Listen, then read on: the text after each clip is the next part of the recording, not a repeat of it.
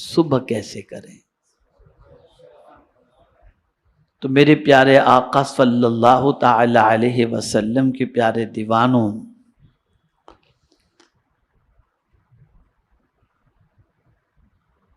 صبح ہوتے ہی اہل اللہ کہتے ہیں، اللہ والے کہتے ہیں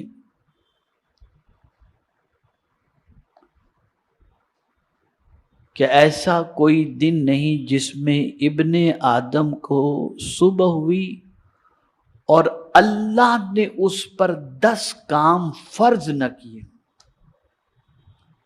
صبح ہوتے کتنے کام فرض نہ کیے ہوں؟ 10۔ پہلی چیز، جب سو کر اٹھے تو اللہ تعالیٰ کا کچھ نہ کچھ ذکر کرے، یہ پہلا کام اس کا۔ اور اس کی دلیل کیا ہے؟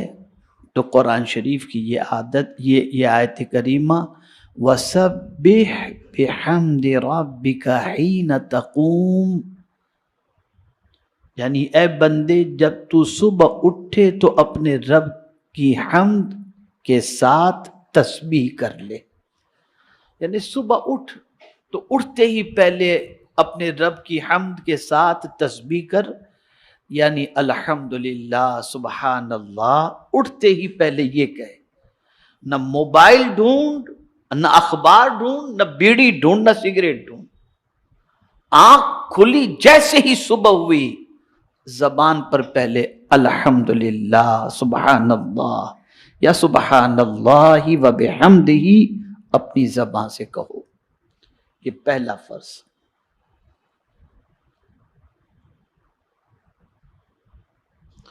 دوسرا، اب یہ بھی تفصیل طلب ہے، اس میں بھی اللہ عز و جل کے مختلف ارشادات ہیں۔ یا ایھا الذین آمنوا اذکروا اللہ ذکرا کثیرا وسبحوہ بکرۃ واصیلا۔ اللہ عز و جل ارشاد فرماتا ہے، اے ایمان والو، اللہ کو خوب کثرت سے یاد کرو اور اس کی پاکی بیان کرو، صبح کو اور شام کو۔ صبح بھی اس کی پاکی بیان کرو یعنی سبحان اللہ کہو، اور شام کو بھی اس کی پاکی بیان کرو یعنی سبحان اللہ کہو۔ اب یہ دوسری بات بھی غور سے سننے کی ہے۔ دوسرا یہ کہ رات کو سوتے میں بہت سارے تہبند پہن کر کے سوتے ہیں تو نیند کے اندر جسم کھلا رہ جاتا ہے، پتہ نہیں چلتا انسان کو سویا ہے۔ تو فرمایا گیا کہ صبح اٹھ کے پہلا کام جیسے ہی آنکھ کھلی اپنے کپڑوں کو درست کرو، یعنی جو سطر تمہارا کھل چکا تھا اس سطر کو پہلے ڈھانک دو۔ اور اس کی دلیل لائے، یا بنی آدم خذوا زینتکم عند کل مسجد، یعنی اے بندو اپنی زینت لیے رہو، یعنی کپڑے پہنے رہو، اور زینت کم سے کم وہ کپڑا ہے جو واجب الستر یعنی اعضاء کو چھپا سکے۔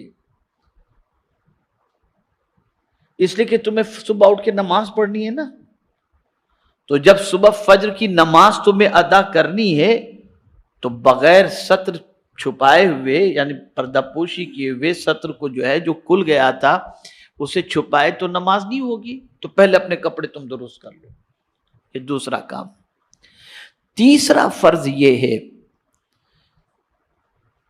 کہ نماز کے لیے نماز کے وقت میں بندہ کامل وضو کرے۔ اب دیکھیں ترتیب کتنی اچھی ہے، اٹھو تو سبحان اللہ الحمدللہ کہو، کپڑے درست کرو، اور پھر تیسرا کام کیا آ گیا؟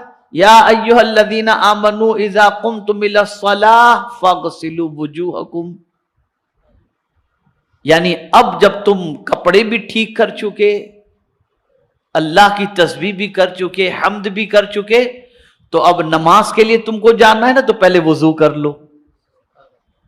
یہ تیسرا کام، یعنی اب اٹھنے کے بعد ضرورت سے فارغ، آپ استنجا وغیرہ سے فارغ ہو گئے، اب نماز کی تیاری میں لگ جاؤ۔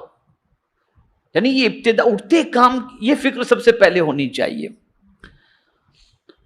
چوتھا فرض، نماز کو نماز کے وقت میں کامل طریقے سے ادا کرو۔ یہ نہیں کہ فجر کی نماز جانے دو، 10 بجے اٹھ کے پڑھیں گے والی پوزیشن نہیں، 11 بجے اٹھ کے پڑھنے والی پوزیشن نہیں. ان الصلاۃ کانت علی المؤمنین کتابا موقوتا. وضو ہو چکا، اب نماز وقت پر ادا کرو. یہ چوتھا فرض. پانچواں فرض یہ ہے کہ رزق کے بارے میں کیے ہوئے وعدے الہی پر پرامن رہے، یعنی مطمئن اور بے فکر. اس کی دلیل یہ ارشاد ربانی ہے کہ فرماتا ہے وَمَا مِن دَابَّةٍ فِي الْأَرْضِ إِلَّا عَلَى اللَّهِ رِزْقُهَا. یعنی اب صبح اٹھ کے سوچے اب کیا ہوگا، کھانا ملے گا کہ نہیں، روزی ملے گی کہ نہیں، تو مطمئن ہو جائے. نماز بھی تو نے پڑھ لی بندے، وضو بھی تو نے کر لیا، اللہ کی تسبیح بھی تو نے کر لی، حمد بھی بجا لایا. اب جب تم ان چیزوں سے فارغ ہو چکے تو روزی کی زیادہ فکر مت کرنا، اس لیے کہ اللہ نے تیری روزی کا ذمہ لے لیا ہے. اور جب روزی کا ذمہ لے لیا تو میرے پیارے آقا صلی اللہ تعالی علیہ وسلم کے پیارے دیوانوں، اب اللہ کا نام لے کر کے تو نکل، بے فکر ہو کر نکل. اس نے وعدہ کیا ہے تو نکلے گا تجھے وہ روزی عطا فرما دے گا، اس لیے کہ اس نے تیرے رزق کا ذمہ لیا ہے. میرے پیارے آقا صلی اللہ تعالی علیہ وسلم کے پیارے دیوانوں، اب یہاں ایک چھوٹی سی بات درمیان میں عرض کر دوں. صبح کی نماز ہو یا کسی بھی وقت کی نماز، خود بھی اٹھو، اپنے اہل و عیال کو بھی اٹھاؤ. خود بھی نماز پڑھو، اپنے اہل و عیال کو بھی نماز کا حکم دو. وَأْمُرْ أَهْلَكَ بِالصَّلَاةِ وَاصْطَبِرْ عَلَيْهَا لَا نَسْأَلُكَ رِزْقًا نَحْنُ نَرْزُقُكَ. اپنے اہل و عیال کو نماز کا حکم دو اور خود بھی نماز پر قائم رہو. اللہ فرماتا ہے میں تم سے روزی نہیں مانگتا، میں تم کو رزق عطا کروں گا، میں تم کو روزی عطا. تو رزق کے سلسلے میں صبح اٹھ کر مطمئن ہو جاؤ. اس پر ایک اور حدیث شریف میں دلیل کے طور پر لاؤں کہ آقا کریم صلی اللہ علیہ وسلم ارشاد فرماتے ہیں صبح کے وقت روزی کا فرشتہ روزی لے کر کے آتا ہے. جب بندہ نماز پڑھتا ہے تو اس کے حصے کی روزی اسے دے دیتا ہے، اور اگر بندہ پڑا رہتا ہے تو اس کی روزی لے کے چلا جاتا ہے. تو پتہ چلا اٹھے، نماز ادا کر لیے، تمہارے حصے کی روزی کے لیے تم مطمئن ہو جاؤ، اللہ تمہارے حصے کی روزی تمہیں عطا فرمائے گا. اب چھٹا فرض یہ ہے کہ اللہ کی تقسیم پر قناعت کرے. یعنی اب آپ نکلے تو آپ نے دیکھا کسی کو صبح دکان کھولتے ہی ہزاروں کا مال اس کا بک گیا، اور آپ کی شام تک کوئی کسٹمر آپ کے دکان پر نہیں آیا، تو آپ یہ سوچیں کہ یار مجھے اتنا کم اس کو اتنا زیادہ کیوں. تو اب اس پر دلیل آ رہی قرآن کی. اللہ اکبر. قرآن کہتے ہیں نحن قسمنا بینہم معیشتہم فی الحیات الدنیا، یعنی ہم نے بندوں کے درمیان ان کی دنیاوی زندگی میں گزر بسر کی چیزیں بانٹ دی ہیں، اپنی مشیت و حکمت سے بعض کو بعض پر فضیلت دے دی. یعنی اللہ یہ فرماتا ہے مجھے معلوم ہے کس کو کتنا دینا، تو ہم نے تقسیم کر دیا ہے، اس کو اتنا دینا ہے، اس کو اتنا دینا ہے. تو تمہیں جتنا مل جائے تم اس پر قناعت کرو. اور اگر کوئی قناعت کرے تو کیا ہوتا ہے؟ تو آقا کریم صلی اللہ علیہ وسلم فرماتے من قنع جل ومن طمع ذل.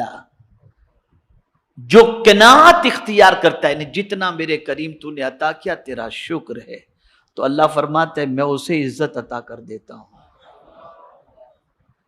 اور جو لالچ میں لگا رہتا ہے سرکار فرماتے اللہ اسے ذلیل کر دیتا ہے، اس کا پیٹ ہی نہیں بھرتا، اس کا پیٹ ہی نہیں بھرتا. اور جو قناعت کرتا ہے نا، بس جو مل گیا اللہ کا شکر.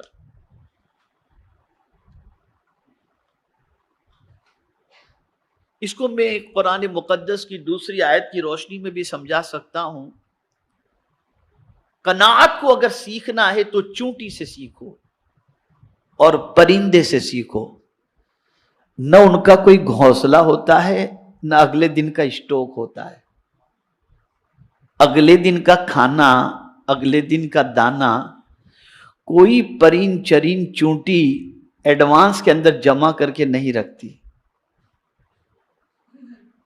لیکن جس دن مل گیا، صبح نکلے بھوکے، شام کو پیٹ بھر کے پرندے لوٹ آتے ہیں اور اللہ کے دیے ہوئے رزق پر قناعت کرتے ہیں. مولا دوسرے دن پھر انہیں عطا فرما دیتا ہے، عطا فرما دیتا ہے.